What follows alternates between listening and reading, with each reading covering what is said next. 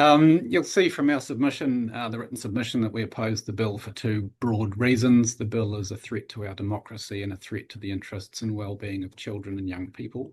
We're not going to go through that submission in detail. If you've not read, I did read something over the weekend. If you've not read the commentary by Sir Geoffrey Palmer published on Newsroom last week, I urge you to do so. That really addresses the democratic part of our concerns. It outlines a range of reasons why the bill is bad for democracy.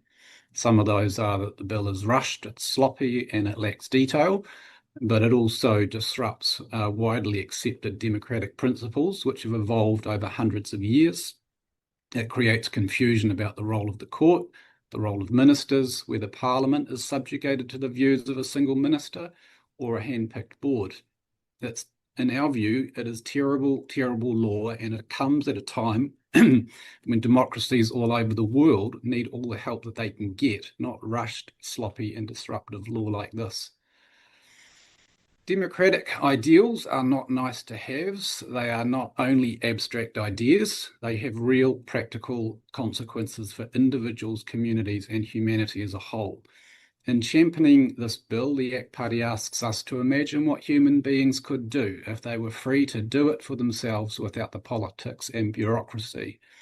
Well, history will tell us exactly what can happen. The democratically elected Nazi Party was free to make 400 laws which gradually eroded Jewish rights and ultimately led to the Holocaust. The South African Parliament was free to remove democratic representation for non-white people during the apartheid era. And in America, the land of the free, slave owners were free to buy and sell human beings. White states were free to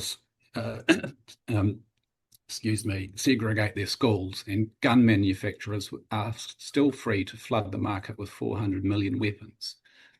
In our work at Youth Law, we see the impact of bad law on children and young people every day. In some cases, the primary cause of this harm is a lack of restraint in the economic and market settings of Aotearoa. New Zealand has the highest vaping rates in the world. This is a travesty, and it's happened because Parliament was too slow to regulate. It persists because Parliament is not willing to regulate and restrict the supply of these products. A major review of online pornography laws in the United Kingdom has found a lack of regulation is causing harm to children in society. This lack of regulation means that